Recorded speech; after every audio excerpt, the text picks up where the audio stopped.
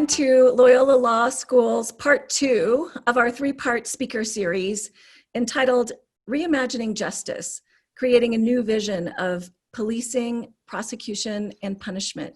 This program is being presented by Loyola's Project for the Innocent, which is a nonprofit legal clinic assisting incarcerated individuals with claims of actual innocence. My name is Paula Mitchell, and I'm the legal director of the project. We are just a few minutes late this morning because we had some technical difficulties. We're still waiting for one of our panelists to join us, but we're going to go ahead and get started.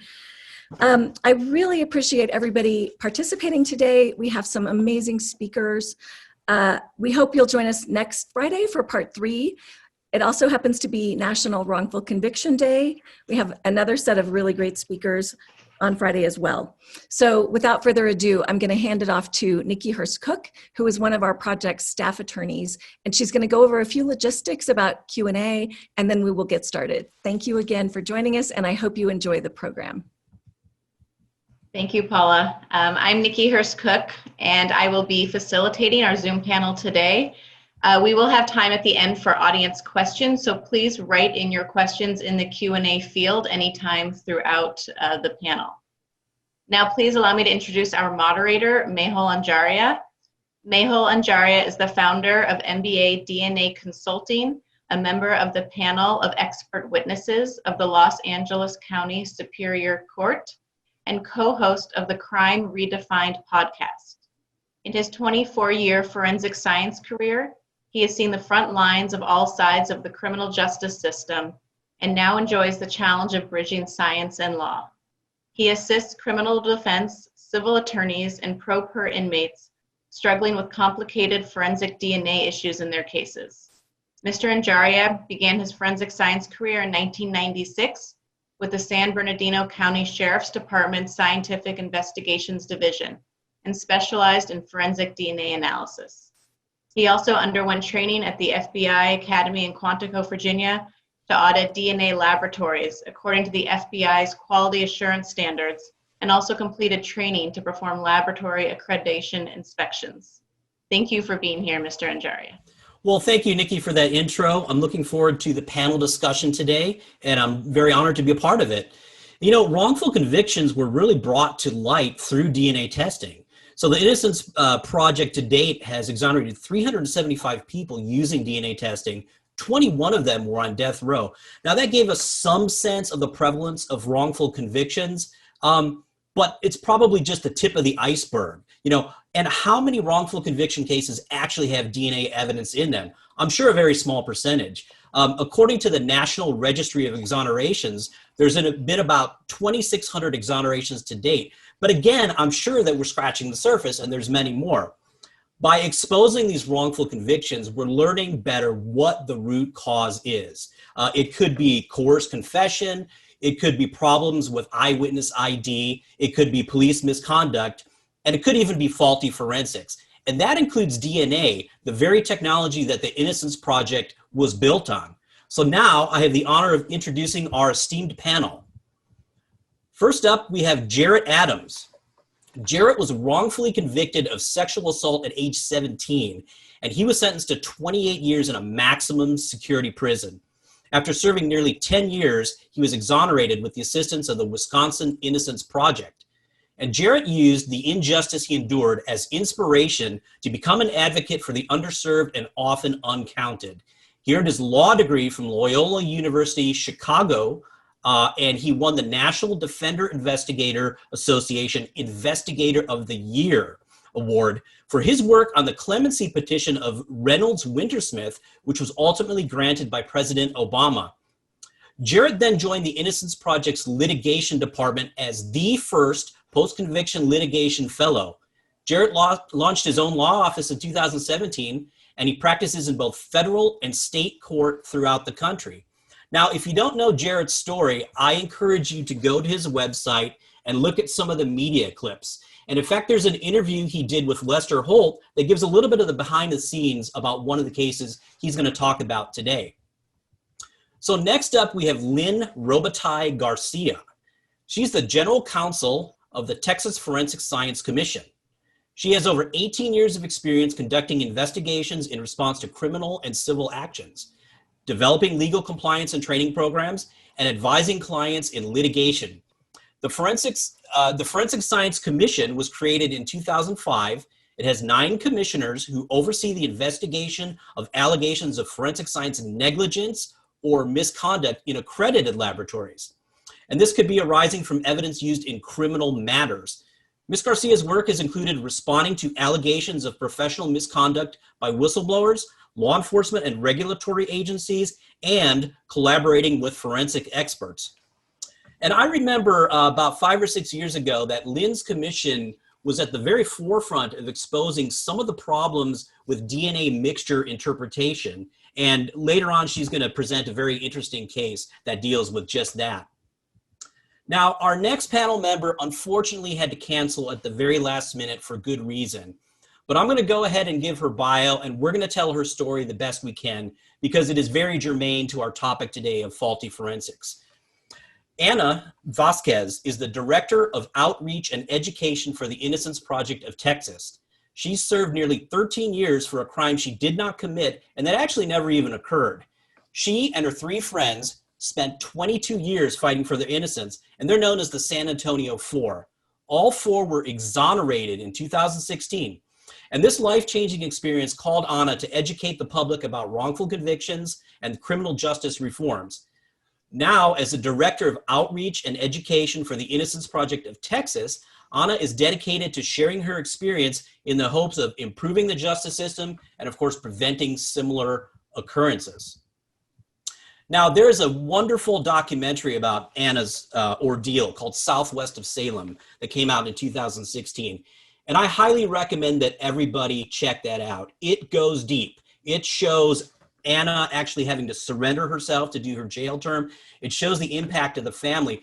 And I actually would go as far to say that this is recommended viewing for all forensic scientists, because as forensic scientists, we need to know the impact of our work beyond the confines of a nice sterile lab and how it actually affects people's lives.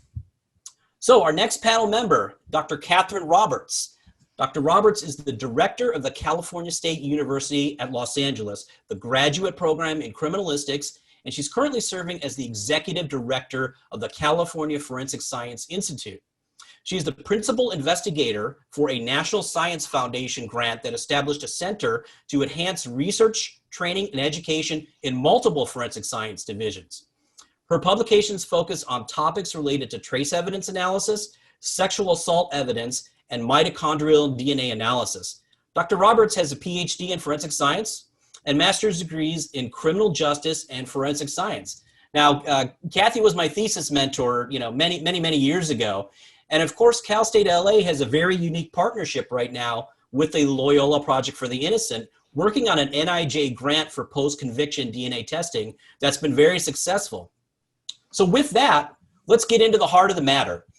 2 of the most maligned and highly publicized faulty forensic techniques, no doubt, are bite mark analysis and microscopic hair comparison. Jarrett, my friend, I'd like to start with you. I know you have a very interesting case involving hair evidence problems. Can you give us, if it's possible, the 5 to 10 minute version of the Richard Barrett case? Yes, and look, thank you, and thank you, Loyola Project for the Innocence, for allowing me the opportunity to speak on this and further the conversation. So this case is something else, but I'll tell you before we get to the case how I met Mr. Barrett. So I was incarcerated in the state of Wisconsin from 1999 up until 2007. And what I would do is I would hold up in the law library and work on my case and also tutor other inmates for their high school equivalency diploma. It gave me more access to the law library. So I would oftentimes have people ask me to come and look at their case. So there was a gentleman who came and asked me to look at his case. And when I looked at his case, I didn't have as much time as I needed to go in depth, but I knew that there was an issue concerning him having 6 alibi witnesses that placed them in a different state, and then there being some hair that an FBI agent testified to that really came across to the jury as being the smoking gun. So I'm exonerated with the help of the Wisconsin Innocence Project. I make my way to the Innocence Project in New York, working in their litigation department. And one of the first cases that I was assigned under Bryce Benjek, who was at the time a staff attorney at the Innocence Project, and it was his case that he brought me into. I started to look at the case, and it started to become very familiar to me, but I still didn't know where I heard the case from. So I learned the facts of the case, and the facts of the case were this. There was a mother of two who was sexually assaulted in her home. She called the police. The police did an investigation. They did the crime scene gathering of the evidence. The sexual assault took place on top of bed sheet and bedding. The police collected this bedding. And when they collected the bedding and they processed it, there was a hair that was recovered from the bedding. So now this was a year, if not longer, until the police placed a photo lineup in front of this victim and asked her, did anyone look familiar in this photo lineup? She ended up identifying Mr. Baronick. She identified Mr. Baronick, and a hair was taken from Mr. Baronick and compared microscopically, and a report was generated to make it seem like there was absolutely no doubt that there's no way this hair could have come from anyone else but Mr. Baronick. Mr. Baronick is sentenced to serve 243 years in prison. And he is fighting and fighting and fighting, and where I met him on his journey in Green Bay Correctional Facility. So fast forward to the case at the Innocence Project. By the time I had gotten the case along with Bryce, it had already been worked up over a number of years. And I want people to understand when they're looking and listening to this, and we're talking about DNA, and we are talking about the successful cases, we're talking about years. We're not talking about months. We're talking about years of trying to get testing. And then once you get the testing, we rely on people like you, experienced people with DNA, to try to consult us to be able to interpret those DNA analysis to a jury to make it most impactful to advocate for our client. Over that time, Mr. Baronick was in prison for over 20 years waiting on the law to catch up, with what science had already told us. So now we get the results back because now we're able to test this hair. We're able to retrieve the hair. We're able to test the hair. And you guessed it, the hair, 99.9% was not Mr. Baronick's. Now, you would think that would be the end, right? You would think that there would be some conceding, but not just conceding. You would think that there would be some type of in-house cleaning and responsibility to what the findings were. That didn't happen. We had to put on a 3-day evidentiary hearing to explain the chain of command with the hair. Now, it's funny, the chain of command wasn't a problem when it was used to convict them, but when it came time to test, it was like, well, who touched it? Who had it last? Well, who licked the envelope? Well, who pressed the envelope? So it was so much nonsense, but we were able to show that not only was this wrong in Mr. Baronick's case, but through discovery in the networking, in the panel discussions, which is why this is so important, through networking, through panel discussions, through, having conversations with colleagues, we learned that this wasn't an isolated case. This was happening, and not only was it happening, but the FBI sent out a memo, and they explained to agents, different field agents, to pretty much everyone, this analysis that we were doing was not right. It's not right. It's not accurate. They had caught wind to the advancements of mitochondrial DNA, where you can now test the hair without having the root. It used to be a time where you had to have the pulp, in order to identify someone or get a good profile. So this memo came down not after Mr. Baronick was released. It came down where really, if someone would have acknowledged it, he would have never spent anywhere close to over 20 years in prison. So if someone would have just acknowledged and went back and cleaned up the mess that was created. I want to take a second before I wrap and say this. It is extremely powerful when you have an FBI agent stand up and testify to a piece of evidence. It's even more powerful when that FBI agent can tell you, look, I've been on the force for 30 years. I've been looking at hairs for over 100 years. You know, I came out of the womb with a baby rattle and also a magnifying glass to be able to tell you that this hair is his hair. When you have that type of testimony, jurors don't convict based on what's in front of them. They say to themselves, now, why would an FBI agent come and lie and misstate some evidence? And at the time, defense attorneys were absolutely powerless to be able to combat it with anything other than the physical IDs. Mr. Baranek was in South Dakota with his family, with his sisters. He was repairing roofs, doing side jobs to supplement his income as a trucker.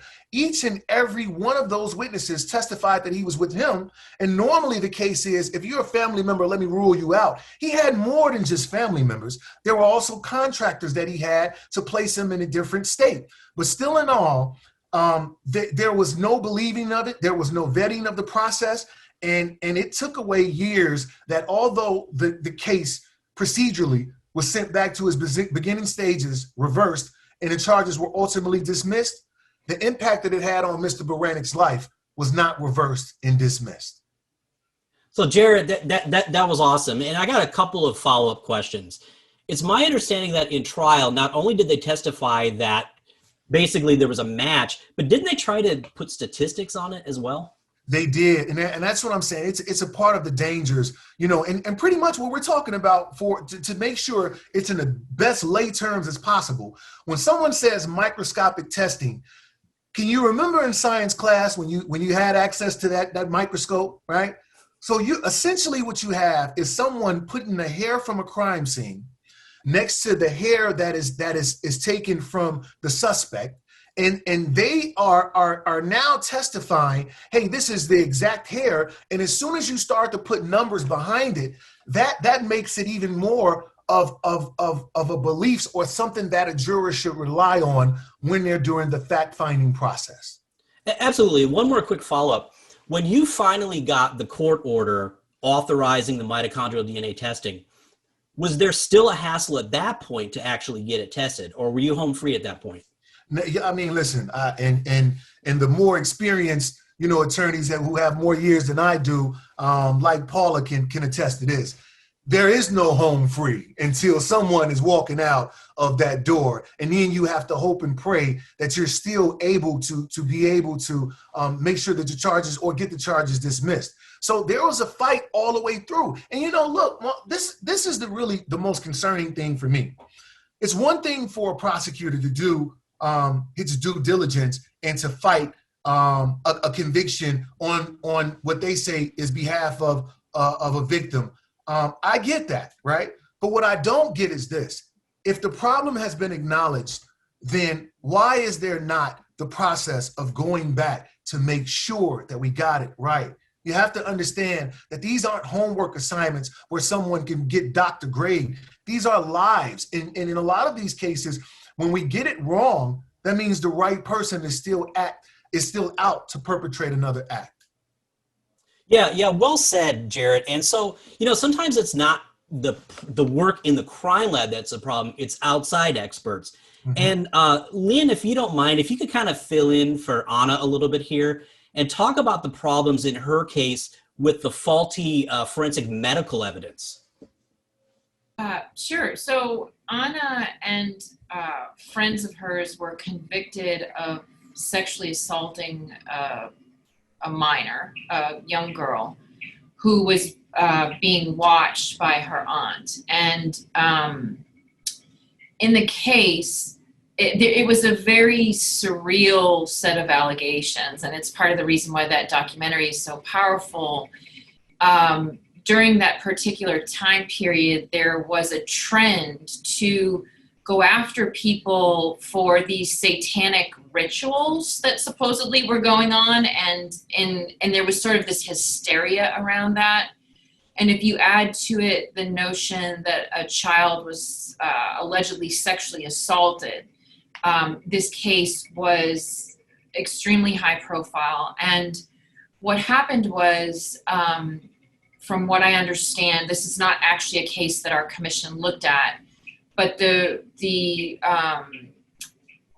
pediatrician who examined the young woman who ultimately recanted her story and was actually convinced of the story by members of the family who had a grudge against this particular aunt.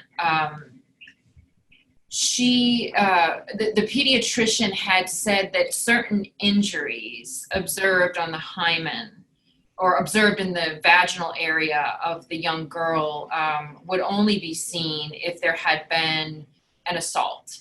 And so that was extremely powerful evidence at trial. And ultimately, that doctor ended up changing her opinion and recanting. And Anna and her friends who were convicted received a very powerful actual innocence opinion out of the Texas Court of Criminal Appeals that came out right before Thanksgiving a few years back. I don't remember the exact year, but it's definitely worth reading the opinion. So in that case, it was actually medical testimony that was so overwhelmingly incorrect scientifically, and also extremely damaging because there was no other indicator of this being any sort of satanic ritual. Also, the women were all lesbians and were that was a huge part of the overwhelming discrimination against the women for their sexual orientation in San Antonio at the time. That was a huge factor. So there were a number of things, and I'm not doing the story as much justice, of course, as Anna would do if she were here, but I would recommend that everyone, if you have a chance, watch that documentary called Southwest of Salem. It's won a number of awards, filmmaking awards, and it's very powerful and tells their story beautifully. Yeah, it was interesting in that documentary that the original pediatrician, not only did she opine that scarring on the hymen meant there must have been sexual abuse, which of course was debunked, but I believe in her notes, she actually said something about, oh, this is consistent with a satanic ritual. So bad science and also stepping outside of science. But again, she's a doctor, she's powerful, she's in her white coat. You know, jurors are going to lean on that kind of testimony, unfortunately. Right. Yes. Both of those things are true. And it is absolutely the case that in a lot of these, when you do the post-mortem of what went wrong with the wrongful conviction, you often see a combination of inappropriate conclusions as well as people going beyond the scope of what the science would even allow if you assume all the facts as being a certain way, that you can't even say those things. It's like one of my favorite hair microscopy testimonies was an FBI agent who said, the chances of this hair having originated from anyone but the defendant are slim to none, and Slim just left town. Yeah, that's this cute. was actual testimony at trial by an FBI hair analyst. Wow. And so even if you assume that there were characteristics between the known and the question hair that were in common, at no point could anyone ever make that sort of representation in a way that is ethical. So it's a combination of things going on. Yeah, one comment on something I saw in the documentary. At Anna's Innocence hearing, the judge made the comment that he believed that the pediatrician's testimony was wrong. However, it was not junk science. And isn't that the core of the problem, that we have this human instinct to not admit that something's wrong? And if we can't get past that, we just cannot move forward. So Anna's case was one of the first ones handled under something that is sort of casually referred to in Texas as the junk science rate. It's 11073 of the Code of Criminal Procedure. And a lot of what went down there was actually the court system wrestling with how how to interpret that particular new law. It was very new when when her case came up. And so I think since then, I think the courts have done a better job. And the CCA has come out with decisions that give lower courts a way to interpret that's a little more solid than what was done there. There were some hiccups originally in Anna's case that ultimately were worked through, thankfully for everyone.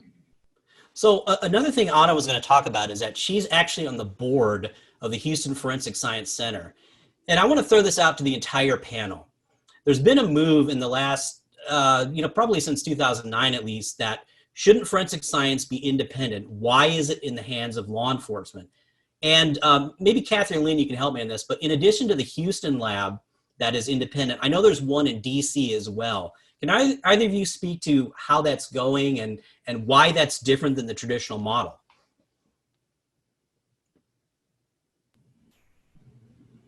Do you want me to answer that? I'm sorry, I didn't catch what you said. Were you going to say something, Kathy? Katherine? No, I thought that maybe that would be Lynn that could address Okay, that. sure. Thank you, her commission. Sure. So, yes, so the Houston Forensic Science Center used to be the HPD lab, the Houston Police Department lab, and was widely known as the worst lab in the country. And there was a big implosion. In fact, our commission exists because the HPD lab was in such bad shape. And there were more than one exoneration actually that came out of work in the DNA section, which is not typical. But in this case it was. So it took a long time for HPD to be taken out from under the leadership structure of the police department. It is now a local government corporation. It has its own board. Anna is one of the members of that board. So the reporting structure is no longer through the chief of police. I will say though, because our commission has regulatory oversight of that laboratory, and I know the lab director would agree with me, it took a lot longer to change the culture of the lab than it did to physically remove it or to change the organizational structure from a legal standpoint, to change it from, into a local government corporation. The paperwork for that was easy. The culture shift is ongoing. And it's something that Dr. Stout, who's the head of the lab, works on continuously. Yeah. Yeah. So that's HPD's story. I'm sure folks have opinions more generally about this subject as well. Yeah. Does anybody want to chime in on this idea that forensic science should be independent? Yeah, I do. And I think it should be independent because, I mean, you just think about already the relationship that a defendant or the accused is already up against. I mean, there is no closer relationship than a prosecutor and police and investigators, probably other than a doctor and a nurse. I mean, I don't really know of a stronger. So it makes it harder for someone to say, look, are you really telling the truth about your testimony when you know you're going to need them next week in a murder trial, right? So I think that having a separate entity allows the preservation of transparency and accuracy, quite frankly. So I think that it shouldn't even really be a discussion about why it should be independent. I think it should. I think that it being independent will we have to start to be proactive and preventative measures with these cases, because we are seeing these cases. We know that right now we can all acknowledge that with the advancements of technology, we have put innocent people to death, right? Because if we can go back and test all of these death row cases, we can acknowledge that we've made a mistake. So if that's the case, then why not? My question is, why not? We know what's not working 100%. So why not give it a try to see if it will work? That's the only way to know if we're doing it right or doing it wrong. Yeah, great point. And Kathy, what did you want to say? I just on the topic of the independence of forensic science labs, I think when I have discussions with LAPD and LA Sheriff criminalists, they make the argument that they don't work for the DA's office, they don't work for various law enforcement agencies, but it's been over the short term, in my experience working for LPI on investigating specific cases, I would argue that the perception suggests otherwise, and I can give you a couple of examples if you'd like. Please. Recently I spoke with the LA Sheriff Lab Director, who was very receptive to this idea of disclosing the status of evidence items that relate to the case that LPI is investigating. But shortly thereafter, I received an email from the assistant director responsible for the forensic biology unit, explaining to me that our local DA's office has developed this formal policy that now requires a court order for obtaining any information where the physical evidence exists. That includes its location, along with the condition of the evidence. And this policy actually affects several large agencies within LA County. You think LAPD, LA Sheriff, but the Coroner's Office, Long Beach and such. So it strikes me as sort of inappropriate that the DA's office can actually dictate the lab's policy, and it really begs this broader discussion among the forensic community and the justice community at large as to who actually owns physical evidence. The explanation that the DA gave me was that we, as in LPI and CFSI, may not be aware at an early stage what evidence was used in the prosecution of the case, so that this would be in need of investigation. But the reality is we don't want to be limited to the evidence that the prosecution used to support that case. We want full disclosure of all evidence for complete independent review. From the perspective of the lab, they gave me the explanation that given the policy, just disclosing the evidence to me would be sort of a backdoor approach that would open the floodgates. They also mentioned that it would impact the lab's accreditation criteria as well. But if you think about it realistically, if you know the investigation agency, the case number, the conviction date, the evidence item number, it shouldn't really be a time-consuming process to retrieve that information from that database. And if it is, then it really certainly shouldn't. So that's sort of some examples I have. And one other point concerning the independence, I actually believe, when you think most physical evidence items originate from a crime scene, I really believe, I'm of the opinion, again, given the complexity of crime scenes and the need for scientific training, I really believe that a scientist, the thought process for me is the scientist must be present at crime scenes and have the authority in collecting physical evidence. This involvement also extends to the need to interpret the physical evidence record within the context of the larger case. And this, unfortunately, is not routinely the practice. And I can speak in LA County, for example, that there are a number of outside agencies that process their own crime scenes without calling the service of the scientists to LAPD and LA Sheriff. Some have their own fingerprint units. These agencies are not accredited, so there's no oversight. I question their training programs. And quite frankly, these, I think, are problems that are just waiting to happen, Mehul. Yeah. So a question, Kathy, you are training the future forensic scientists. And so now, given that these wrongful convictions have been more and more exposed, say over the last decade, how has that impacted at all how or what you teach your students about the issue? We have this social justice program now where our grad students participate in the cases. They're supported through our grant. And I think it's really been an eye-opener to them to take their experience out of the textbook into sort of the real world. And I think really it'll be it'll be, we look at, say, the work that NIST is doing now and the OSACs, and we're talking about how this is working in the right direction. It's also been really key for us, and something I didn't anticipate, Mehul, with the grant, that many of the, the questions that are raised from the grant, I often can't answer the question. The attorneys at Loyola ask me very, very good science questions.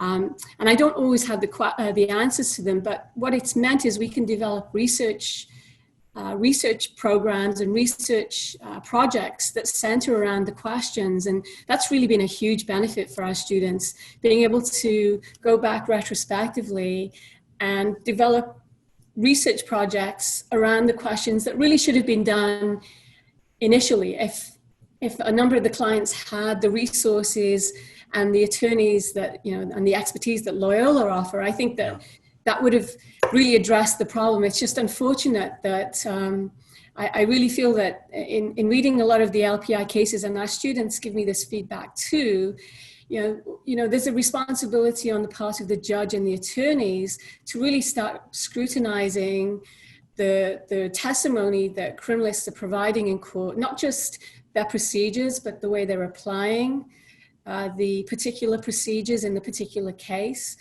and also their qualifications, their education, whether they have the correct training and education. So we have this dialogue on a weekly basis with our students, and I think we'll find that they'll be better forensic scientists as a result. Well, to follow up on that, I find looking at these post-conviction cases that the amount of IAC, or ineffective assistance of counsel, is staggering. And so we need to throw a lot more resources in preventing these convictions in the first place. Now, luckily in LA County, defendants and attorneys who have indigent clients, they have pretty good access to funding for experts and actually for DNA testing. So that's one cross-check, but that's in LA County. That's not universal again. And I'm sure there's a lot of big cities where the defendants don't have that type of resource. So I want to go back to Lynn. I want to pick on you one last time. You had a great case that involves some DNA issues, the Lydell Grant case. Can you kind of give us the 5 to 10 minute on the issues and the DNA testing in Lydell Grant? Sure. So this is Mr. Grant right there. Still waiting for his actual innocence finding to come out of the Texas Court of Criminal Appeals. But what happened in this case was it was a stabbing that occurred outside a nightclub in Houston around midnight in December of 2010. There were 6 eyewitnesses, bouncers in the club and patrons of the club, who I ultimately ended up identifying Mr. Grant as the stabber, or the person who committed the offense. And later, we realized that those eyewitness identifications were done as the result of a suggestive lineup.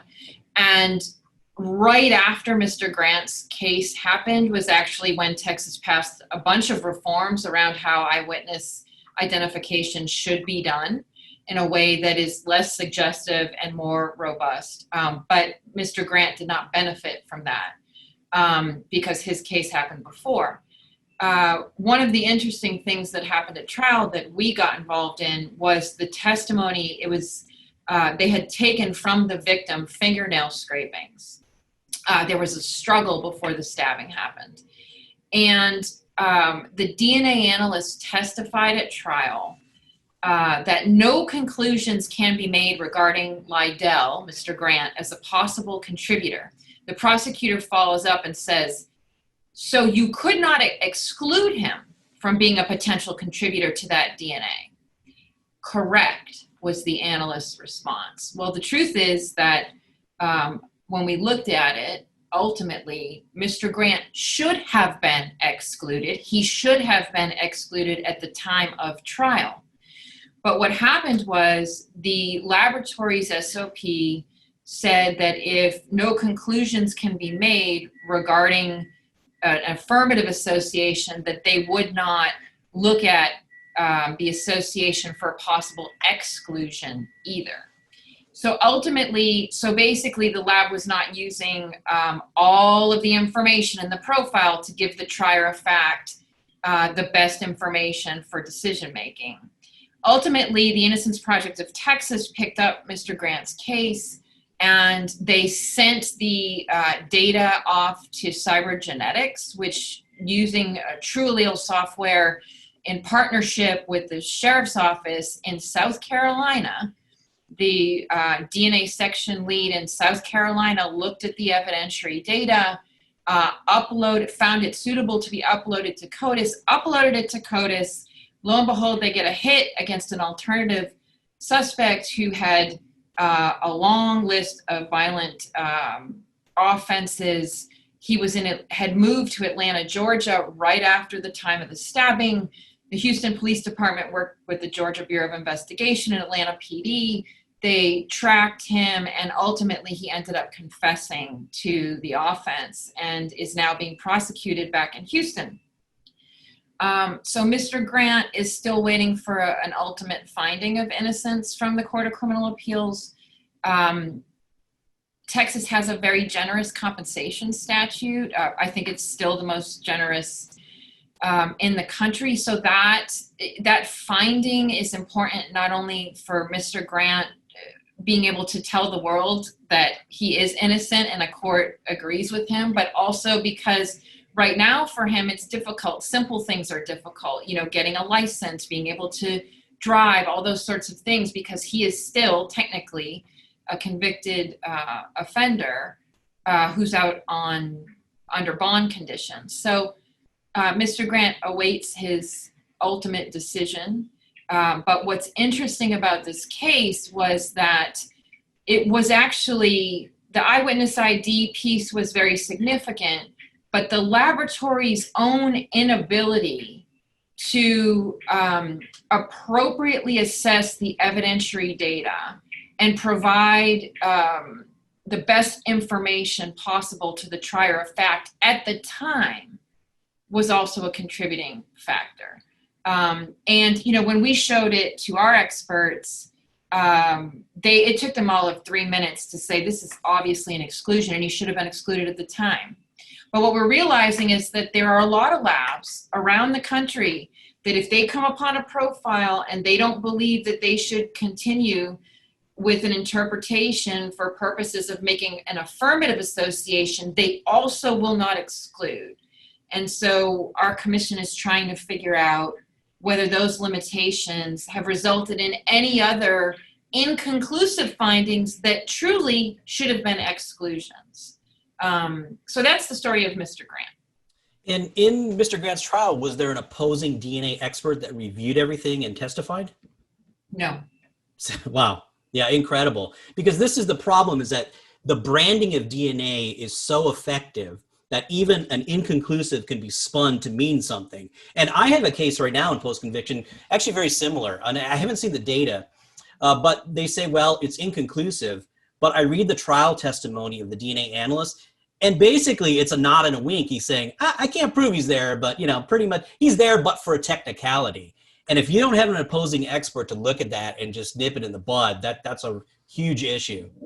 I think they were really strongly focused on the eyewitnesses and trying to break that part of it down. And because the DNA was inconclusive, they didn't focus on it as much as they should have. But right. As you say, because of the way that the prosecutor asked the questions, it ended up being like, well, I can't say he's there for sure, but wink, wink. That is something that's going to stick in the minds of the jury. So, yeah, I mean, this has been a really interesting case because we've looked at bite marks. We've made, Texas has done the best as we possibly could with bite marks. It's low-hanging fruit. Right. It has no business in criminal cases. We did a big hair microscopy review. But when you start looking at these DNA cases, they're trickier, they're more subtle. Those mixtures are hard to interpret. And the labs, even the best intended folks don't always get it right. Sometimes it's the limitations of their own SOPs. Sure. And so that's something that I think a lot of lawyers don't really understand. So before we open it up to questions, does anybody on the panel want to comment on anything that we talked about or give a closing statement or anything like that? We have a hair exercise that we give our graduate students on hair microscopy. Obviously, we cover some basic concepts, but most recently, I gave the students blindly the same unknown with several comparison exemplars and asked them to practice the comparison process with hair using their microscopes. And each of them came up with a different ranking answer. It just illustrated just how objective, how subjective or lacking objectivity that is. And they were quite shocked of that reality. So I just thought I'd mention, that in the context. Right, I think you got muted there, Kathy, but and just following up on that, I guess we understand now that hair microscopy is not a great science, but we still think that DNA is a great science, but not all DNA is the same. So similar to your study, Kathy, there's been a lot of studies where mixed DNA samples have been sent out to different labs and there's not a consensus. In fact, there's wild disagreement in what the statistics could be. So pretty scary, quite frankly. So Nikki, do we have questions to take? Yes, we have a few questions. Okay. The first audience question is, should judges and DAs have more training on DNA before they handle these cases, pre-trial or post-conviction? Yes. Yes. Yes. They if you think about it like this, in terms of prosecutors, there are prosecutors who only handle serious felonies. There are prosecutors who only handle sex crimes. There are prosecutors who handle, the list goes on. So there most certainly should be required specialized training for prosecutors in terms of prosecuting these cases, because I say this and I champion this so much, especially with my experience in going through it. This isn't about getting a conviction or getting a person off. This is about getting it right. And both sides bear that responsibility. You shouldn't interpret something just because it's strong to your case or fail to turn it over because it's not clear to your case. It's the reaction now to it is this. Different units are now popping up on the defense side, on the client side, to make sure that now these interpretations are correct. One of them is, a guy I'm a huge fan of, Keith Finley from the Wisconsin Innocence Project, who litigated my case. They came up with a group, the Center for Forensic Integrity, right? So we are now forced to hug each other to make sure that this stuff is being interpreted right when it shouldn't be a one-sided thing. Everyone bears the responsibility. I saw another question, and Nikki, I'm sorry if I spoil this question, but someone asked, does a judge have a budget to ensure or to get access to, an expert? Now, judges are supposed to just call balls and strikes, but it's been my experience, and I'm sure others lawyers' experience, that's not always the case. I think that there should be, if a judge can order that there be a pretrial investigation on a person's mitigating factors in childhood, it most certainly should be within the power of the court to order, if there's a contentious DNA or forensic analysis on both sides, it should be within the power of the judiciary to order an expert to see if they either one is getting it right or if it's something that needs more exploration.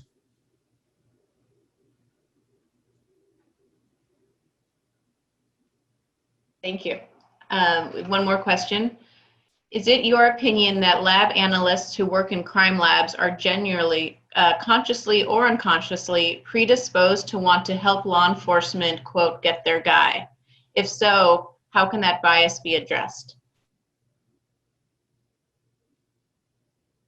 I'll address that. I don't think it's that easy or universal. I think the forensic analysts that I interact with today, currently, they want to do a good job and they want to get it right. The woman who testified in Lydell Grant's case quit after she realized that her testimony perhaps could have adversely impacted Mr. Grant's outcome. So people, when they realize that they've had any role at all, I mean, it's devastating for folks.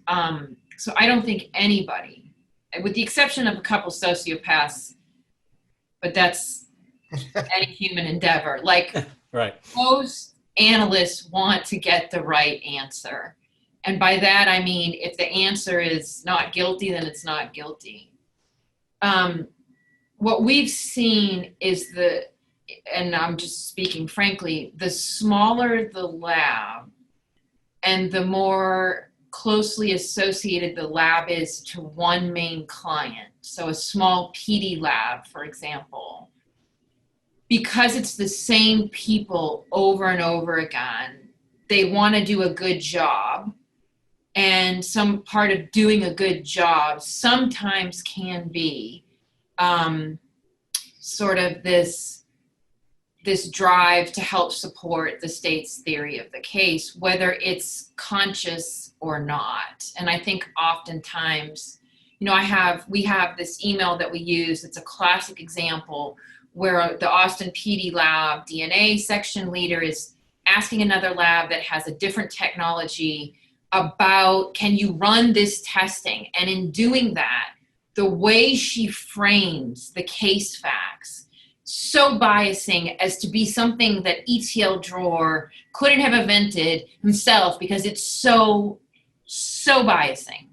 But she's trying to do a good job in that circumstance. And I don't think that most labs or most analysts are like that. And now that they're getting training around cognitive and confirmation bias, they're doing a lot better. And the younger generation sees its role as neutral provider of information regarding the scientific analysis. They take it very seriously because there have been so many exonerations involving forensics. But it's, you know, it's a human endeavor. So there is some element, and the culture is set at the top of the organization, period, like any organization. And that matters a lot, how the leadership approaches the issues and the transparency. Like for us, the cornerstone of our work is transparency, and the labs have to embrace that for sure. Well, to your point of maybe smaller laboratories that are isolated and then wanting to please their employer or their client, I recommend everybody take a look at Netflix's How to Fix a Drug Scandal. And this is about the scandal in 2 Massachusetts drug labs that affected 30 to 40,000 cases. Nikki, do we have any other questions? Yes, we have time for just one last question. Okay. Why do district attorneys have control over labs? Would the lab support a formal regulation that made them more independent? And who would be the person that would make that change? Well, the answer that's usually given is because that's the way we've always done it, and it's too hard to fix it. So that was the initial blowback to the independence of forensic science after the 2009 NAS report. Not a good reason whatsoever. Kathy, did you want to jump in there? I did see fairly recently a document that NIST had put out where they met with policymakers, and that some of the language there suggested that there should be working groups or sort of state-governed commissions that should have more oversight that would regulate the role that the DA plays. That was actually back in 2015 though, and I haven't seen really any movement in that. But I think that we, you know, given our experience with our grant, I think that's something that we should really consider revisiting, that there is independent oversight. We have in Texas a code of professional responsibility for lab analysts and crime lab management that largely follows from the code that the National Commission had passed. And it speaks to these issues directly, and analysts can be disciplined and lab management can be we investigate and issue reports if we feel like there's a case that warrants it. So having that code that's in law is really helpful because it goes to these exact issues and to the role of the scientist as an independent, neutral party. Thank you. Is that time, Nikki? Yes, that's all the time we have for audience questions, but if you'd like to wrap it up. Yeah, sure. Well, thank you very much to all of our panelists. I mean, this was very informative, and I hope that it got all of the audience thinking about these issues. And I hope that you'll feel free to contact any of us with any follow-up questions that you might have. So at this point, we're going to take a short break until 12:15, and Mr. Adams will be back, and he'll be having a conversation with someone who you might know, Amanda Knox. So we'll see you then. Jarrett Adams was wrongfully convicted of sexual assault at age 17 and sentenced to 28 years in a maximum security prison. After serving nearly 10 years, Jarrett was exonerated with the assistance of the Wisconsin Innocence Project. Jarrett used the injustice he endured as inspiration to become an advocate for the underserved and often uncounted. He earned his law degree from Loyola University Chicago School of Law. Jarrett won the National Defender Investigator Association Investigator of the Year Award for his work with the clemency petition of Reynolds Wintersmith, ultimately granted by President Obama. He then joined the Innocence Project's litigation department as the first post-conviction litigation fellow. Jarrett launched his own law office in 2017 and practices in both federal and state court throughout the country. Thank you for joining us, Jarrett. Thank you. Amanda Knox is an exoneree, journalist, public speaker, and author of the New York Times bestselling memoir, Waiting to Be Heard. Between 2007 and 2015, she spent nearly 4 years in an Italian prison and 8 years on trial for a murder she did not commit. The controversy over Amanda's case made international headlines for nearly a decade and thrust her into the spotlight where she was vilified and shamed. Amanda now works to shed light on the issues of wrongful conviction, truth-seeking, and public shaming, and to inspire people towards empathy and perspective. Her essays in journalism have been published in Crime Story, Medium, USA Today, the LA Times, the Seattle Times, and much, much more. She's the host of the Scarlet Letter Reports, a Vice Facebook series about the public vilification of women, and Truth About True Crime, a Sundance AMC podcast series. Thank you, Amanda, for joining us today. Thank you for having me. And with that, I turn it over to the two of you for a conversation about faulty forensics and wrongful convictions. All Great. right. Yes, yes. Amanda, how have you been? I'm doing great. Finally, this is happening, Jarrett. What's been keeping us from having this conversation for so long? I'm not sure, but I know this. From this point on, we would do this on a regular, okay? Deal. Yeah. Okay, so how about, where do you want to start even? Do you want to talk about any of the cases that you're looking into, or do we want to talk more generally? Yeah, for something like this, I think that us just having a general conversation about how science has impacted us individually or on cases, because what I love about you is that it didn't end at Amanda Knox exonerated, came back home, the end. It went on to now you are giving voice to others who desperately need these voices. And so I just want to make sure that I tip my cap to you on that and what you did to transition into now the voice that you have. You've helped even on, a case that I'm working on. So I commend you for that. Oh, well, Jarrett, you're so great. You also are amazing. Thank you. So listen, let's talk. Yeah, let's talk about this. So, as an attorney, and really, my case had nothing to do with forensic science, but now as an attorney and working on these cases, the thing that I struggle with is this, Amanda, and I know that you can speak to this directly with your case. Why is it that accepted in society. The transition from a rotary phone to now a cell phone. We've trusted in the growing from regular infrastructures to now amazing infrastructures and buildings and different, things. Why is it that we have not and have yet to acknowledge the full power and the understanding that we can't have a criminal justice system here and then science over there, that in order for it to be right, it has to be together? Why is it so difficult for us to get past just the conversation to action? I wonder if it's in part the way that our criminal justice system is structured, such that we are, because it's such an adversarial system, there is an incentive for police to stick on this the kind of evidence that I'm allowed to use, and to constantly sort of be in conflict with those who are trying to question evidence and to ask that the evidence prove itself and its worth. So, why we have these issues and why they aren't adopted are really, really deep. I think part of it also comes to funding. Part of it comes to these aren't easy procedures to work with, but they are necessary.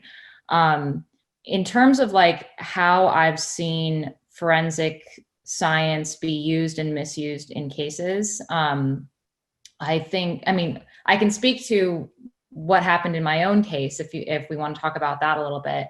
Not in detail, but not in detail, because I would never have you revisit, that nightmare, but just the science portion of it. And even when the science pointed away from you, don't believe that. But if it would have pointed, then they would have waved it around like a flag, to say, this is what it says. So, again, you don't have to get into details, but just the science behind, what you went through. Yeah. So it's funny how much my case really hinged upon science, given, there was a lot said in my case, right? I don't know how many witnesses were called in your case, but my trial lasted for an entire year with multiple hearings a week, precisely because the prosecution was trying to present a case that was fleshed out with a million different things that were all really contradictory and sort of rather irrelevant to the case. And when it all came down to it, my attorneys were always pointing to the fact that it's look, there is zero DNA evidence of Amanda in this crime scene. How is it possible that she brutally assaulted and murdered somebody and left zero trace of herself? Meanwhile, there is DNA evidence that is implicating another person in that crime scene. And what's fascinating about my case is that, the police and the detectives and the prosecution sort of decided upon a theory before they had access to scientific evidence. And I think that that's a really key factor in how forensic science gets misused in wrongful convictions cases, where instead of detectives allowing the evidence to guide their conclusions, they are using forensic science to try to prove preconceived notion that they've arrived at, not through scientific evidence. So in my case, they arrested me, 4 days after the crime was committed, before any kind of forensic evidence was made available. They put me through an insane interrogation, totally coercive. I was denied right to a lawyer, put me in prison and said, case closed. Then the forensic evidence started coming back, implicating someone totally different. And that would have been the moment where forensic science could have saved me, where the police could have said, oh my goodness, there's not evidence implicating her. And in fact, it's somebody completely different who is not a part of her life and she has no relationship with. We must have been wrong. And here's where we direct and go on the right path. But as we see so often in wrongful convictions cases, the path that detectives and prosecutors decide to take, the narrative that they hammer on, is not one that is guided by the evidence, and they simply twist and distort the evidence in order to support their theory. So the prosecution's theory to explain why my no trace of me was in the crime scene was that I was somehow able to selectively clean the crime scene. So I went in there and I took all my DNA out of the crime scene, but left everyone else's. Which we know is impossible, right? Which is impossible. And it's fascinating the sort of ways that we trick ourselves into like believing that kind of thing.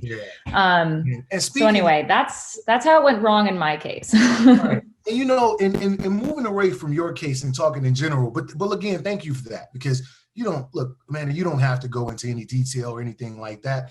But so many people learn when we have conversations like this, right? Because just like you, people assume, you know, when they read articles about me and my time in prison and then getting out, there's an assumption that every stigma that is attached to someone who is incarcerated or simply accused has to be true, which is just nuts in itself. So let me ask you this, because I say this a lot when you know, I talk about, you know, deep like stuff in my story. I say, listen, you know, I'm 17. I knew every lyric to a Tupac album, but I didn't know anything about my constitutional rights. I didn't know anything about any of this stuff. So all of this stuff going on in the courtroom, it was so foreign to me. I didn't know anything. And my only experience with the law at that time was Dick Wolf's you know, Law and Order, and whenever that doom doom came, you never heard them talking about wrongful convictions and we got it wrong. So so what I want to know is this, and I'm going to give all the credit to Nikki for this question, because it's a great question. How much does the effect of TV shows like CSI, who try to just in a capsule, in an hour show with commercials, you know, bang, bang, bang, the end. How much do those shows have a negative or positive effect on how the public views, you know, evidence and interpreting evidence? Yeah, it's a great question.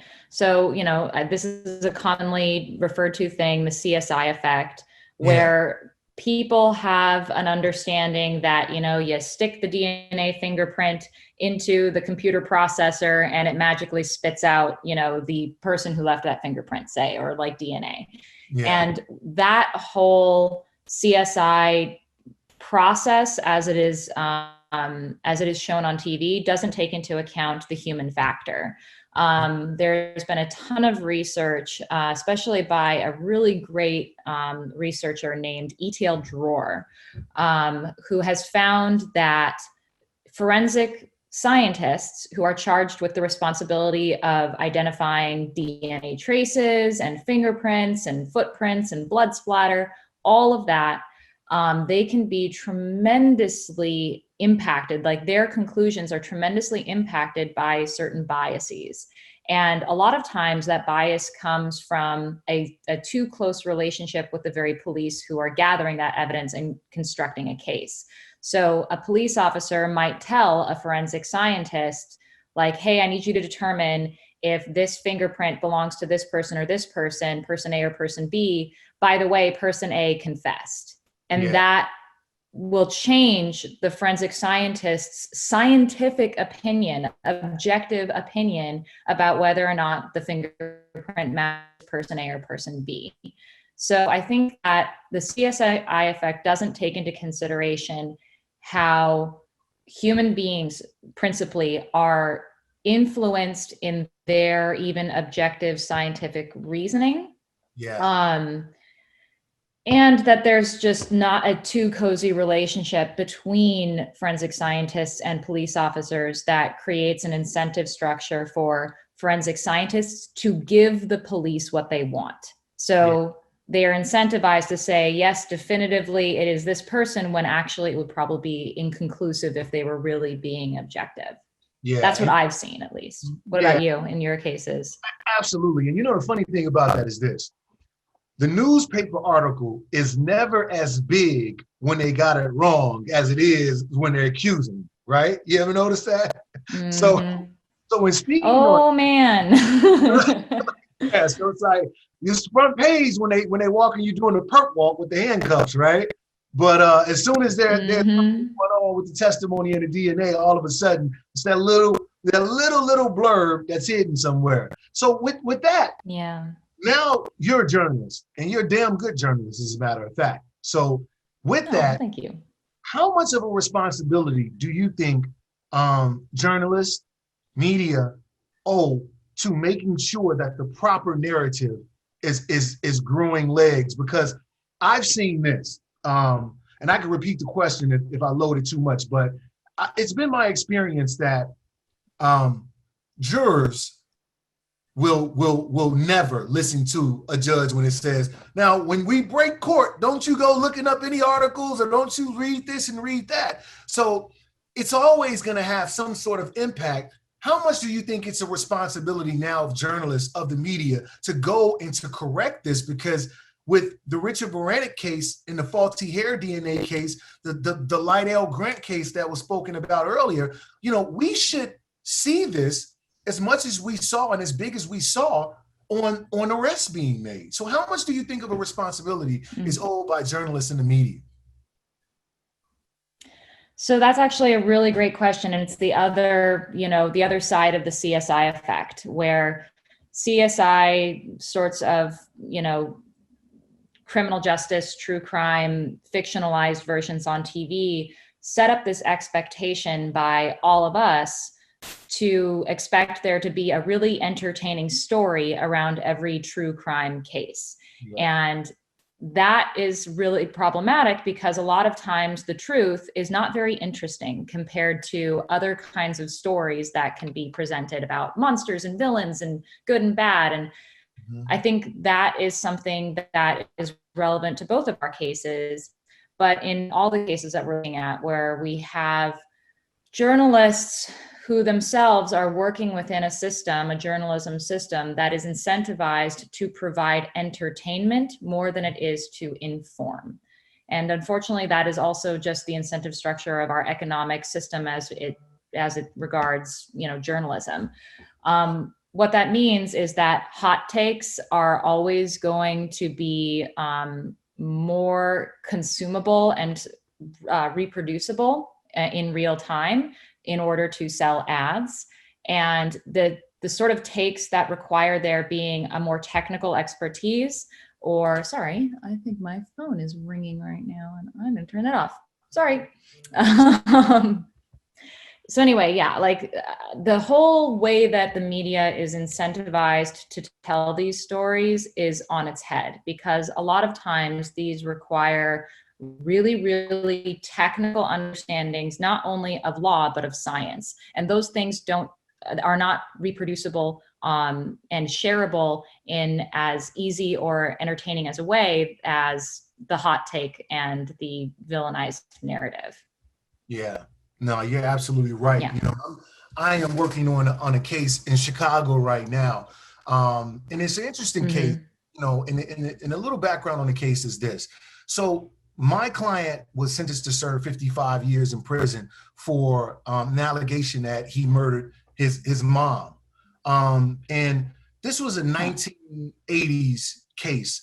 And for people who aren't familiar with Chicago, in a lot of urban areas, during the 80s, the communities became, under siege with crack. And, to furnish these habits for their addiction, many people who used to come and knock on your door to cut grass and shovel snow were now looking for ways to steal and rob and stuff like that.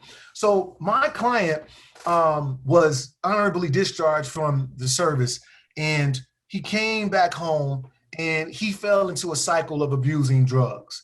And so he came home one night off of an all-night binge of doing these drugs, and he came to find that the front door was ajar. When he opened the door, his mom was laying dead on the living room floor. So he immediately called the police, and the police that responded were from a precinct that we now know was implementing torture tactics under the guide of a captain named John Burge.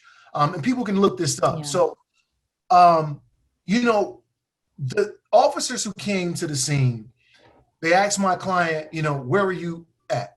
So, of course, naturally, someone who's out all night smoking, you know, cocaine isn't going to say, yeah, officer, my alibi is a room full of people in the basement. We smoked up no.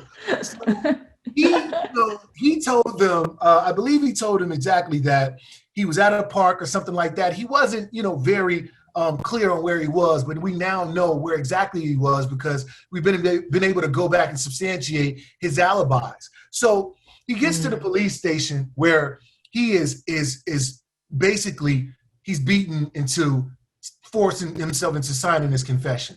So now all we have is this confession, and this confession that doesn't match up to the crime scene.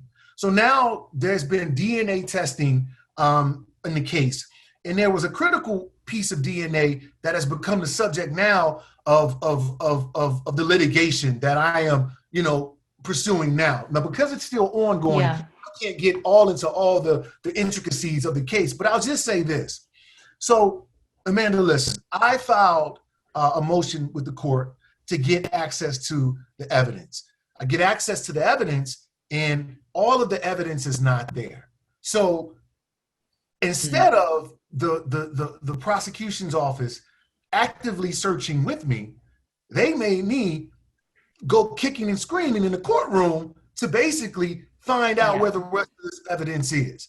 And so now that tested this, it's came back as, oh, well, it's so old, it's inconclusive, it's this, it's that.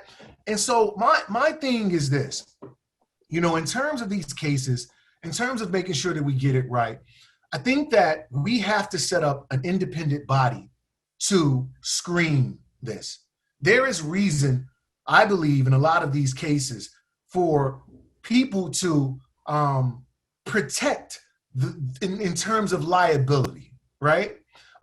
There's not incentive for new administrations to go back and fix what went wrong in old administrations. And I just think that the conversation needs to start to move there, because now my client is home.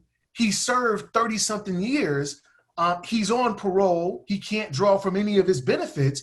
And so now we're arguing about, you know, a piece of inconclusive evidence where it was supposed to have supported, you know, this confession. Yeah. And so, you know, it's just mind-boggling, because when now the point that I was getting to is this. So now I'm saying, okay, how about we send this out to somewhere else to get further testing? And they're like, well, you would have to pay that on my own. So my response was, well, wait a minute, because when you just looked to solve old murders, you spent all the money that you could in your budget to get the new genealogy testing and stuff like that. So I always find it very, very strange and very hard to digest when we again are in a criminal justice system, like you said, that places sides against one another. Yeah. Right? Yeah, I mean, I hear you, because, and this is, I think, once again, another one of those more reasons why I think forensic evidence should be gathered, analyzed, and maintained by an entity that is not as closely tied in with the prosecution. In a similar way to this case that you're talking about, I remember in my case that my defense experts had to fight tooth and nail just to have access to data about the forensic science. And right. Even after my judge appointed independent forensic experts to analyze the evidence, because it was disputed in my case, the prosecution's forensic experts were refusing to hand over the physical evidence to the independent experts. And it's fascinating how many roadblocks to just analyzing evidence there are. And that's simply because we're putting the evidence into the hands of people who are incentivized in one direction, which is to convict. Right. And that, I think, is something that if we're talking about reforms that can be made and what DA's offices can do to alleviate some of these bad practices, it's to relinquish a little bit of power over the evidence. Like they should have the ability to use the evidence to construct appropriate theories about what happened and to prosecute people, but they shouldn't be the gods over the evidence who gets to decide who gets to look at it or not. That's absurd. Furthermore, can we then trust them to preserve any evidence that would be eventually used to exonerate someone? Well, if that goes against their conviction rates, they're incentivized to not do that. So once again, an independent entity that is scientific and is genuinely not impacted by conviction rates or a cozy relationship with police would be super necessary here. Another thing that's scary is this. So it wasn't too long ago that there was no law or requirement for the preservation of this evidence. Mm-hmm. So once a person was convicted and at the conclusion, the evidence is destroyed, it's scary. And I can speak to you about a case in South Carolina. But before I do, I want to acknowledge that there's been a ton of work by individual innocence projects and the Innocence Network as well, in terms of making sure that these laws and these statutes go on the book, where you would think that they would simply be, why would you get rid of evidence, when we know we have an appellate process? Right. So there was a case when I was working at the Innocence Project of a guy out of South Carolina who was accused and convicted of kidnapping and sexual assault of a child. And basically the story was that there was a child who was sent by her mother to the corner store to get some goods and walk home. Mm-hmm. There was a man who pulled up in a car who picked the young girl up, sexually assaulted the young girl, and dropped her back off. When they interviewed the young victim, she was only able to say, the only thing I remember about this car and about the incident was an air freshener that was hanging from the rearview mirror. So then months later, an officer is doing a check at a corner store and not too far from where the incident took place.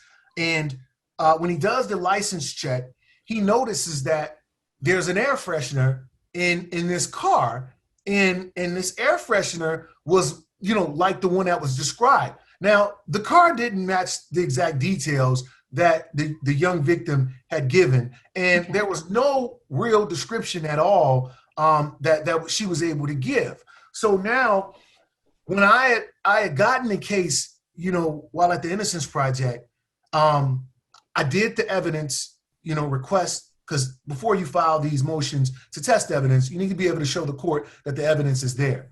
So for a lot of people who aren't familiar with the Carolina and the eastern areas, they are hit by a lot of, hurricane type weathers, right?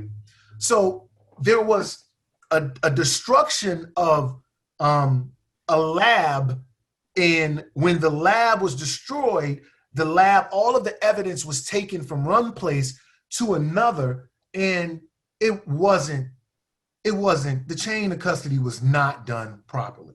Right. So now when we asked for the search was conducted.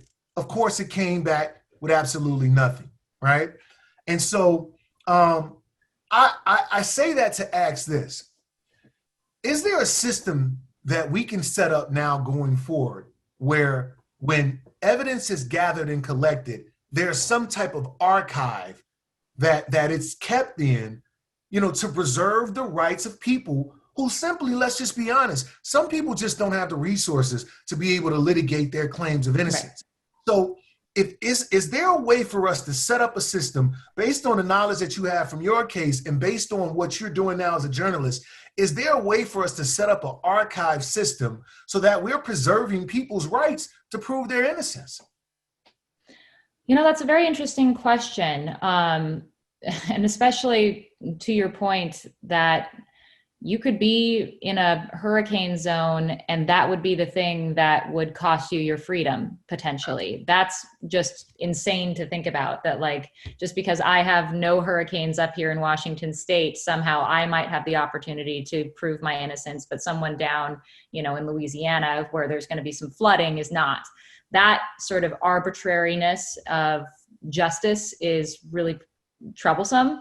But beyond that, you know, I haven't actually done a ton of research into the actual method of like better methods for preserving evidence. But I think you're onto something there, because it's not like we don't have the technology.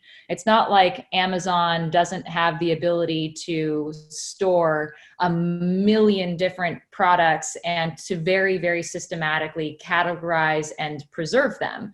So I think that like, it might even be interesting to see what like huge companies like Amazon have done for their own preservation of material and cataloging of material, and how that might be translated for the public good.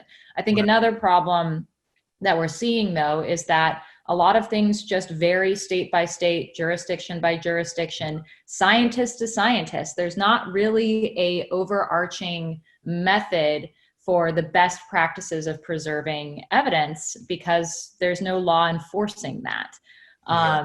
So, you know, I think that's another really good point to bring up.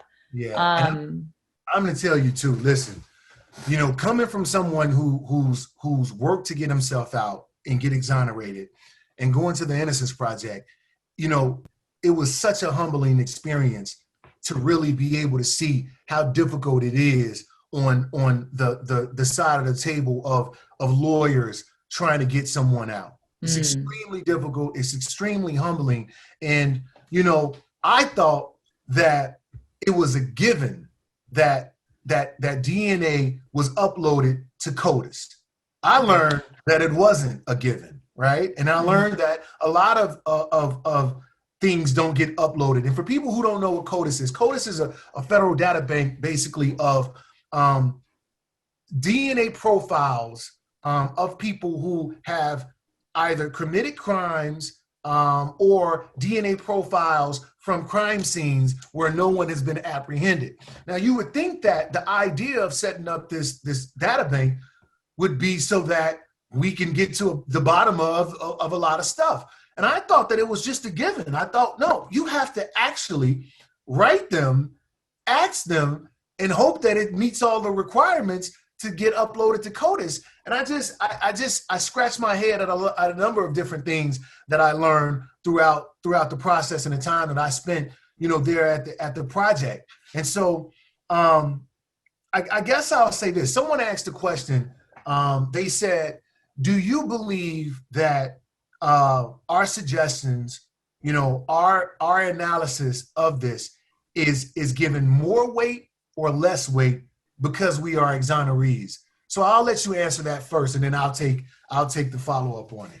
I'm honestly very genuinely curious about what your answer is going to be, because my answer is, I don't know, maybe my answer is a little disheartening, because it sounds like what I have found is that when people agree with me, they're like, yeah, you're an exoneree, of course. But when people don't agree with me, they say, you're an accused killer who was on trial for murder. Why should we listen to you? And so I think that like the problem with, you know, being an exoneree is you still retain that stigma no matter how innocent you've been proven, and people decide whether or not to give your ideas or to count your ideas based upon whether or not they agree with them. Do you have that same experience? Or I do, but let me tell you this, and let me take my glasses off to say this. Listen, I will never, ever, ever go through what I went through to allow someone's perception of me to become my reality, ever, right? And I'll just say this, you know, sometimes the best coaches are the ones who played the game, right? So when you analogize that to what we're talking about, you know, how do you fix a system if you don't implement the experience of those who've went through it, right? I will be the first to tell you, there's a lot that I have to learn about being an attorney and doing this type of work. As a matter of fact, I probably got an email going out to Paula right now asking her a question about some DNA or something like that, right? Mm-hmm. So anyone that I've ever come in contact with at these Innocence networks before I became an attorney, I have a Rolodex and I'm shooting out emails to everyone and following up on those. Let me know what I can do for you type of things, right? Because I am so hungry to learn this and to become better at it. I'll give you another example. You look at the late, great John Lewis, right? He didn't just get to Capitol Hill based off what he read. He got there from being pelted by rocks, from being sprayed on bridges, from being in the civil rights movement. So I will tell you just as simply as this. I support you. I believe in your opinions and this entire Innocence network as well, because it is those experiences from both sides, both the attorneys who are doing the work and from us who have went through it and are now in different stages of our lives and of our careers. Never, ever let a person's perception become your reality. Yeah, well, it's definitely not stopping me from having opinions of things, for sure. So let's look at some of these other questions that they've sent us. Let's see, but I don't. Okay, so what are there mechanisms in use now or better systems that could be in place to hold DAs who withhold evidence, Brady violations, accountable? From what I understand, it's hard for defense attorneys to file complaints because they have to work with the prosecutor's office and the DAs might not want to report their own colleagues. Yeah. Yet another great example of how the incentive structures are all warped because we don't have independent entities looking into these kinds of things. So, you know, I think that the mechanisms that are in place really depend from place to place. And you tell me, because you're more, Jarrett, you know this better than I do. You're more legally trained than I am. But from what I understand, like holding any authority accountable really depends upon the laws that are locally available to you. Yeah. Is that right? That is, and basically what it is this. There are, and this is true today in these police killings and stuff like that, immunity. There was immunity that was incorporated. If anyone gets a chance, go look up a case called Monell, right?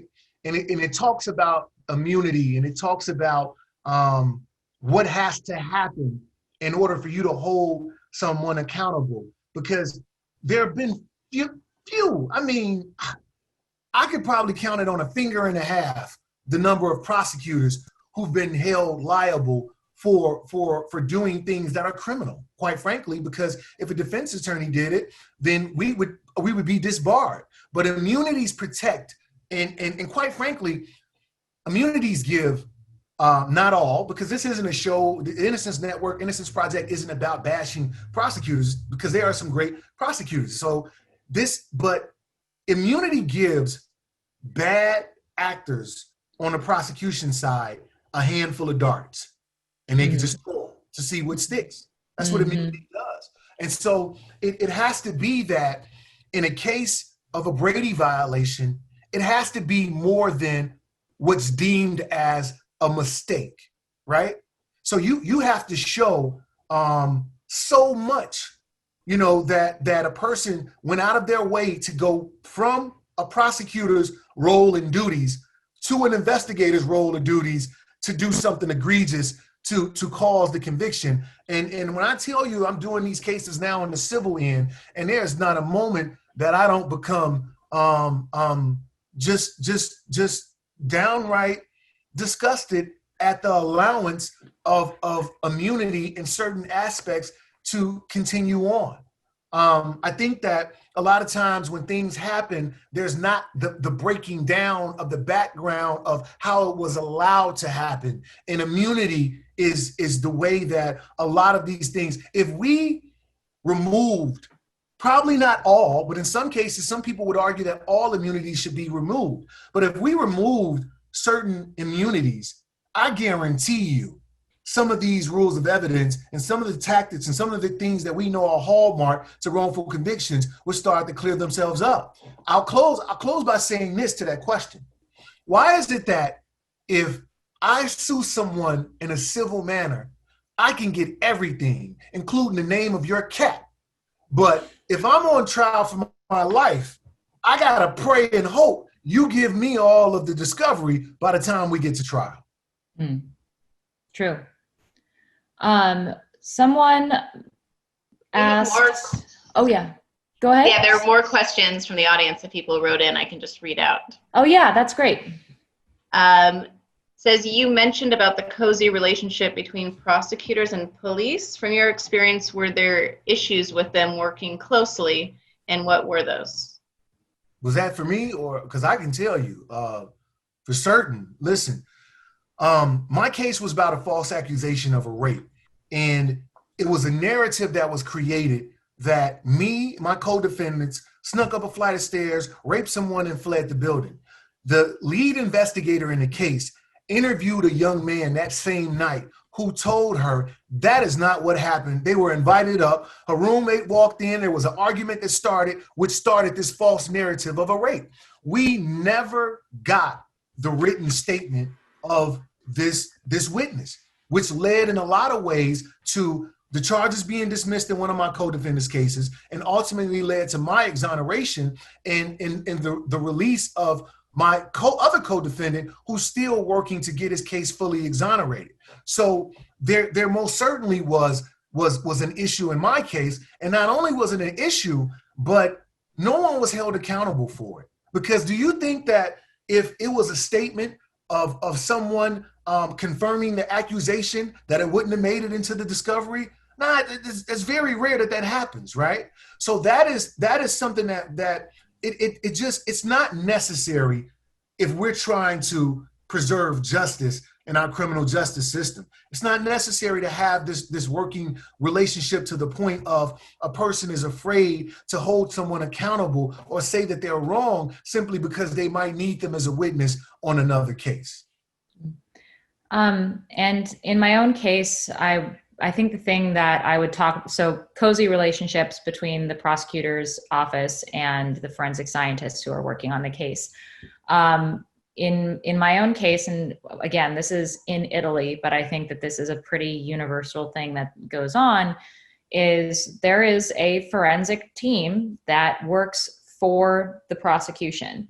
At least that was in my case. And they only worked for the prosecution. That was their job. And they basically were on the team of the prosecution to find evidence to sustain the prosecution's theory of the crime and to basically ignore anything that didn't speak to it. And the problem that I found was one that gives a forensics team a very, very clear incentive to be working for the prosecution. And that manifested itself in their flagrant disregard of trying to share information and resources with my own private forensic experts who are working for my defense. And when it all came down to it, part of the reason why I was actually wrongly convicted was because in the first trial, when all of this was happening and the forensic experts for the prosecution are saying one thing, the forensic experts for the defense are saying a completely different thing, the judge didn't hire independent experts to work through the materials. The judge just said, I've heard enough about forensic evidence, and I'm just going to trust that the prosecutor's defense experts got it right and yours got it wrong. And that's one of the big reasons why my acquittal was, eventually during my appeal, we appealed on the grounds that we did not have access to independent experts. And those independent experts, lo and behold, completely contradicted the prosecutor's forensics team. So, it was a long battle that took an extra 2 years of imprisonment for me just to get independent experts who didn't work for the prosecution. And, how do we fix that? Again, why didn't we have independent experts in the first place is a good question. Ones that are not receiving benefits by having that cozy relationship with the prosecution. Yeah. Anyway, I'm sorry. I hope that I answered that question, whoever answered that or asked that. Do you have another one for us, Nikki? Yes. How successful would it be, or has it been, to hold law enforcement, forensic labs, and the prosecution accountable, not just for some innocent errors, but for Brady violation, lies, or even incompetence? It's difficult. I mean, Very it's difficult. extremely difficult. It's extremely difficult. It's you know, and then the Supreme Court has yet to correctly address the immunities aspect of it. And so, you know, when cases, when you see, here's the danger of what happens post exoneration. So there's this belief that once a person is exonerated, you know, that, you know, that's it. You know, they're off to live, you know, a great life. And what really happens is this. There may be that opportunity, far and few in between, for people to be compensated. Those compensations, you know, especially on the federal end, they usually end in settlement. And when it does end in settlement, very rarely do you get the institutional change that you really need to keep this stuff from happening. And so in terms of you know, the person who you can say didn't make a mistake and did something on purpose and then being held accountable, it doesn't happen that way. That word immunity, the power of that one single interpretation in the case from the Supreme Court of what is immunity and what is within and what outside of the role of a prosecutor, of an officer, that has had the trickle down effect. And until it's fixed, it will continue to preserve the opportunity for us to get it wrong. Mm-hmm. Yeah, and the only thing that I would add to that is what I've seen in many wrongful convictions cases when there have been attempts to, you know, hold the law enforcement accountable for their not just mistakes, but their, you know, outright violations of due process.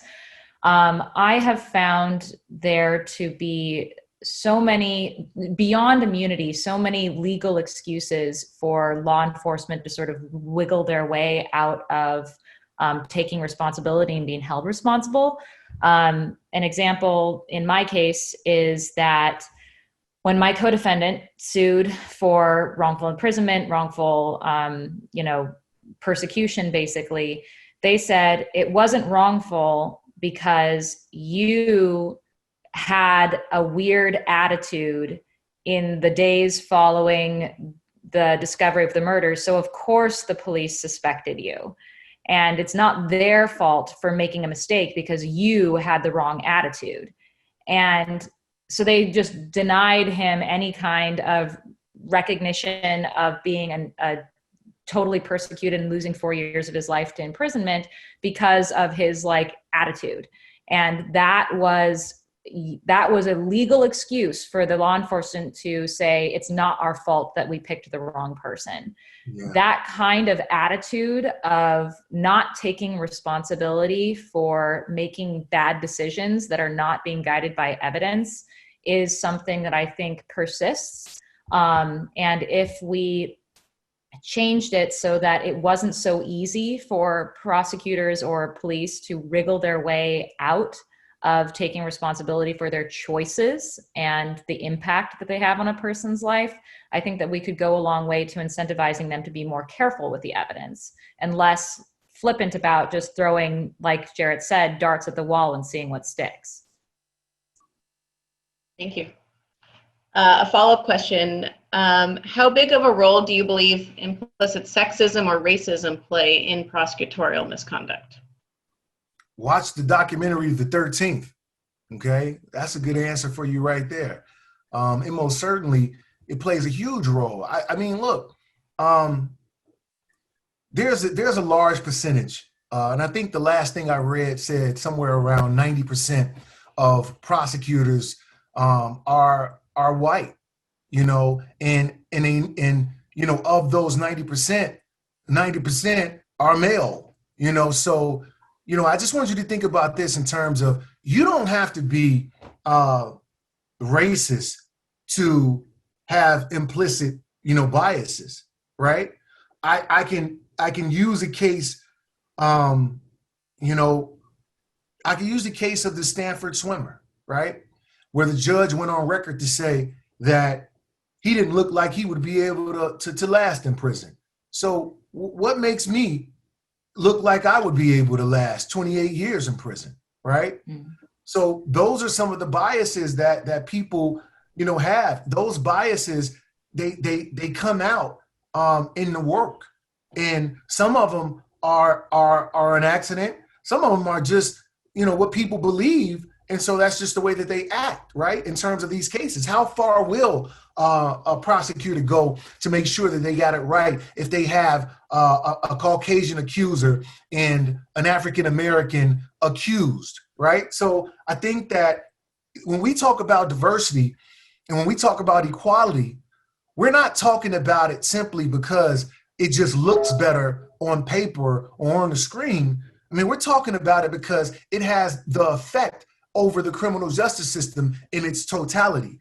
Right now, of the 2.3 million people incarcerated, 700,000 are African Americans. And so are you telling me that the African American community is the one who's prone to commit more or be accused more? No, that's not the case. It's just oversaturated with police. It's over-policed. And as a matter of fact, some can say that the neighborhoods that are over-policed, the people who are over-policed feel like the police are dictating those neighborhoods as opposed to neighborhoods that are affluent where the police police those neighborhoods. So all of these, we having a difficult conversation about race, about prejudice, it makes people defensive.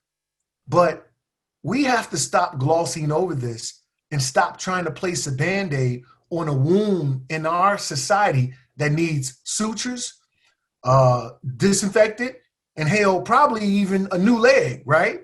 But we have to have a real conversation, and we have to have that conversation from the top to the bottom in order for us to have real systematic change. Mm-hmm. The only thing that I would add to that is I think that it is more easy to make a mistake when you don't identify with the human being across from you. I agree. And I think that, being a foreigner in a foreign land who didn't speak the language and who was a young sort of sexually liberated college student, my, prosecutor, who was a highly religious, older Italian man,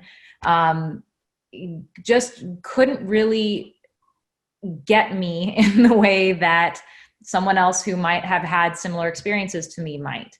And I think that particularly because we are working within an adversarial system, it's almost like we're incentivized to other each other. And that's also a problem. So I think that if prosecutors were somehow incentivized to identify even with the people that they are pursuing to sort of like see as suspects of crimes, that would go a long way to at least like disincentivizing the stereotypes that are brought into play. I have found that as soon as an accusation is made, all politeness about stereotypes and racism and sexism goes out the window, because now as soon as somebody is accused of a crime, we can accuse them of every single stereotype that we want about whatever it is that person could be. Absolutely. So like, of course, then the young Black kid is a thug because we're accusing him of a crime. And of course, the young woman who's accused of a crime, now we can say she's a slut because she's been accused of a crime. We're safe to do so. I find that a lot of that ugliness comes out as soon as an accusation is made. And that's a really clear example of how there's sort of this undercurrent of things that where people are unconsciously thinking that then comes to the surface in these situations in particular. Yeah, I mean, I listen, I wholeheartedly agree. And I remember specifically in my case, now when they interviewed me and asked me to come down to the police station, they were calling me boy. By the time I made it to trial, the prosecutor was referring to me and my co-defendants as 3 Black men from Chicago. As a matter of fact, I thought that was my damn name by the end of the case. The 3 Black men from Chicago. Ugh. Yeah, I'm sorry, Jarrett. Thank you. Any more? We have time for just one last question.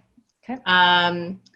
Someone from the audience asked, can you explain what confirmation bias is and how this affects DAs? Amanda? I love confirmation bias. It's so much fun. Once you see it everywhere. That is confirmation bias. So confirmation bias is when you have a preconceived notion about something, and as a result of that, you are looking for it and seeing it wherever you are around you. So an example in my case is, once again, my prosecutor thinks that I'm guilty. So he's going to look at all the evidence through the lens of, oh, it must mean Amanda is guilty. So no DNA from Amanda at the crime scene. That must mean because she's guilty, she cleaned up her DNA, not that she had nothing to do with it, and therefore it was proven that she wasn't there. So that is confirmation bias. It's when someone is seeing all things through the filter of their own preconceived perspective and doesn't see the conflicting evidence. And even when they do see the conflicting evidence, they find reason for it to confirm what they already believe. And that is so human and something that we all have to push against, not just prosecutors. And I think that's one way that we can actually have a conversation with people who are in power, who are prosecutors, because we're all guilty of confirmation bias at some point in our lives. So as long as we are fully acknowledging that this is a human error that is super common, then we can start looking for solutions to protect ourselves against and do checks and balances to make sure that confirmation bias is not the guiding principle of our criminal justice system. Yeah, no, I agree. And I'll further and say this. So I had a lot of time to read a lot of books while I was incarcerated. So I remember reading a book, and I just can't think of which one it was right now, but it was talking about during times of war and times of takeover, the most important things to secure, right? So for example, when a country was invading another country, the top two things that they would go to seize first, number one was the country's army and weaponry. Number two was the country's communication system, right? So you see how important that is in every aspect, because that's where confirmation bias starts to grow its legs, right? From people that you turn on the news because you want to get the news, right? You don't think that the news is getting it wrong. So that confirmation bias then becomes a part of your life. And really what it is it's a warped perception of what reality is, and so I think that it's dangerous, and I think that it's even more dangerous to not acknowledge it and not implement training and tools to have conversations about it, to be on the lookout for it. Let me tell you something. I had confirmation bias, okay? I thought everyone who wrote me a letter was innocent and I was coming to get them out, okay? And then I would look at their case and say, aha, this is the same thing that happened in so-and-so's case and in my case. But I learned a humbling lesson, right? And I'm still continuing to learn those lessons. So I think that if you are in a house full of people who continue to raise their voice, you'll start yelling without knowing it. So I think that if we start implementing good practices within our police departments, prosecutors' offices on a regular, I think that these good practices will start to reach into practice. Yeah. And a great sort of counteracting thing you can do for confirmation bias in your own life, but also what we can sort of push people within like prosecutors' offices to do is to simply expose themselves to the alternative narrative and say, I'm now going to test what I feel is true against the alternative and see what actually literally sticks. I think we should all be testing our preconceived notions about anything against the alternative in order to measure how real what we believe is. And that's, you know, that's taking a scientific standpoint to everything that we do, knowing that, like, just because I'm wrong doesn't mean that I'm a bad person, say. Like, I don't have to confirm everything I already believe to believe that I'm a good person. We need to, like, stop identifying with, you know, our, like, if prosecutors didn't wrap up their egos around being right around a case, then so much would be, you know, confirmation bias would not be as difficult a problem. But because prosecutors believe that they're good people and they believe that they're trying to do the right thing, they think they are doing the right thing. And that's, you can be a good person trying to do the right thing and get it wrong. And that's what we need to, like, be pushing against. Thank you so much. Unfortunately, that's all we have time for. I could listen to both of you go on and on for another hour. This has been incredibly interesting and eye-opening, and I'm honored that you both joined us today in this conversation. Yeah, thanks for having there were us. many more questions, but unfortunately we can't get to them all. So thank you both again, and I want to just also thank the audience for joining in on this conversation and sending in all of your questions. And to the audience, please join us next week for part 3 of our series about conviction review units and what the district attorney can do to address wrongful convictions. So we hope to see you there. And thank you again to Amanda and Jarrett. Yay, sounds like a fun one next time. Good news, not bad news. All right, bye. Bye. Bye. Thank you. Thanks, Jarrett.